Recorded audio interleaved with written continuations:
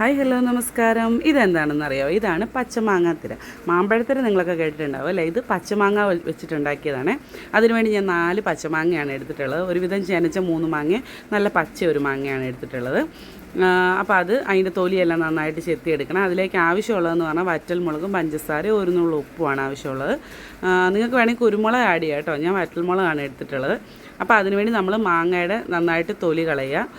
തൊലി കളഞ്ഞിട്ട് അത് ചെറിയ പീസാക്കി ഒരു ചെരുവത്തിലോ പാനിലോ എങ്ങനെയെങ്കിലും നമ്മളത് വേവിച്ചെടുക്കുക.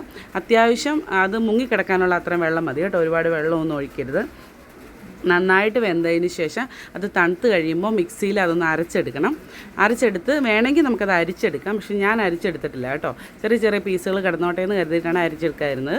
പിന്നെ അതിലേക്ക് നമ്മൾ എടുത്ത് വെച്ചിട്ടുള്ള വറ്റൽമുളക് ചെറുതായിട്ടൊന്ന് ക്രഷ് ചെയ്തിട്ട് അത് ഇടുക. ആവശ്യത്തിനുള്ള പഞ്ചസാര ഇടുക. എടുത്ത് വെച്ചിരുന്ന പഞ്ചസാര പോരാന്ന് എനിക്ക് തോന്നിയപ്പോൾ ഞാൻ കുറച്ചും കൂടെ കൂടുതലിട്ടു. അതുകൊണ്ട് നിങ്ങളുടെ ഇഷ്ടത്തിന് നിങ്ങൾക്കത് ചേർക്കാം. പിന്നെ ഒരു നുള്ളു ഉപ്പും കൂടി ഇടുക. അങ്ങനെ നന്നായിട്ട് അത് യോജിപ്പിച്ചതിന് ശേഷം ഒരു പ്ലേറ്റിൽ നെയ്യോ ഓയിലോ എന്തെങ്കിലും ഒന്ന് തടവിയിട്ട് അതിലേക്ക് ഇത് ഒഴിച്ചു കൊടുക്കുക. ഒഴിച്ചു കൊടുക്കുമ്പോഴേക്കും നമ്മൾ സ്പൂൺ വെച്ചിട്ടൊന്നും അത് നേക്കാൻ പാടില്ല.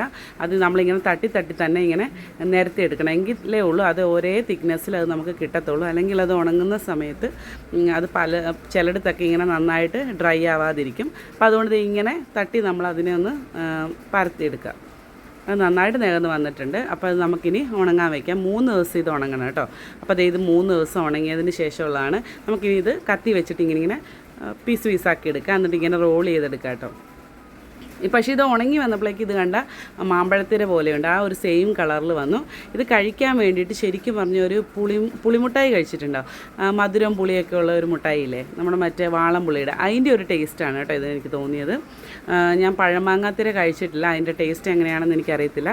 പക്ഷേ ഇതെന്തായാലും കഴിക്കാൻ വേണ്ടി നല്ല രസമുണ്ടായിരുന്നു. നിങ്ങൾക്ക് ഇഷ്ടപ്പെട്ടെങ്കിൽ നിങ്ങളിത് ഉണ്ടാക്കി നോക്കിക്കോളൂ കേട്ടോ. Okay, thank